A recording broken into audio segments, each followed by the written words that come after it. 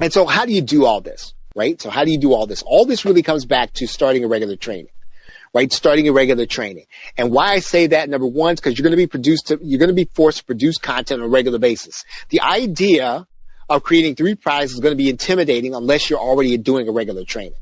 But if you're already doing a regular training, 3 products is nothing because you're going to take it from the material that you've already created in your training. So if you have an every week training, right, creating 3 products is not going to be a problem because you're going to borrow the content from from trainings you've already done. You're going to be forced to respond to the needs of your growing community. Right. So in other words, you've got to make sure that you're meeting the needs of the people who are listening to you. Number 3, you're going to be forced to stay relevant. Right. So in other words, you can't just train on anything. Right. You're going to be training on the things that are going to really matter to them. Number 4, you're going to be keeping them engaged. Right. They're going to be continually opening your emails. And then also, you're going to have to create products ahead of time. How are you going to create the products ahead of time? Because you will be creating the training. Right? If you are training on a regular basis, all you're going to do is you're going to go to week 7 of your training. You're going to take that training and turn it into a product. It's going to be very easy. Right? You're going to go to week 10 of your training. Right? You're going to expand that out into another product. But if you're not doing this on a regular basis, you're not creating this kind of content, training content, and I'm not talking about blog content. I'm not talking about podcast content. Now, again, some cases, you can take some of that and turn that into a product. But what I'm talking specifically about showing people something that you know how to do on a regular basis. If you're doing that, your products are already done. See, because probably when I got to the point and I said you had to create a 3rd product, I know I lost some people. I know that some people just tuned out. They said, you know what? That's it. This strategy is not for me, right? But if you are doing what you can to engage your audience by training them on a weekly basis, you will always have products in order to put into motion. Always, right? And again, I've always said that you're better on a webinar than you think you are.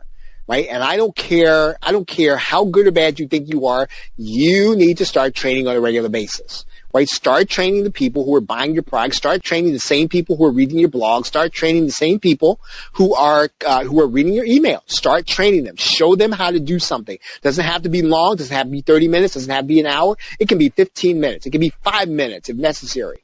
Get them on a Facebook Live in a group and show them how to do something on a regular basis. Right? But train them. Start training. Now, you might say, now, I don't have anybody coming to my training. You're not going to ever have people coming to your training until you start one. Right? Here's the thing. And again, I've said this on the other calls.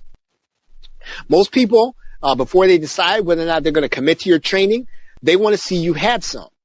Right? So it's going to not fair, but that's the way it is. Right? So people want to say, you know what? Is this lady, is she for real? That's what's going on in their mind. This is the conversation that's going on. Let me see. Does she have some other training? Oh man, she doesn't really. She only trains every other year or every other month. I don't think I want to do that. I'm going to try to find somebody else who does stuff on a regular basis. Right now, we make these judgments in our head for people who create that regular training. It's the same thing when people come to your blog. Are people going to read your blog? Probably not if you don't post on a regular basis.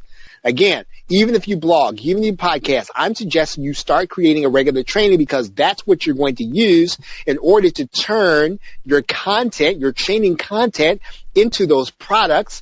And you're going to continually have lots of products in order to do a giveaway, lots of products in order to do it for your viral application, and lots of products to turn into products that you can sell. Right now, again, when you're doing a regular training, you're going to have that content for giveaways. You're going to have that product, the content available for viral products, right? And so the rapid leads formula is connected to a product launch. Your product launch is then connected to the viral application. The viral application is then connected to your regular training.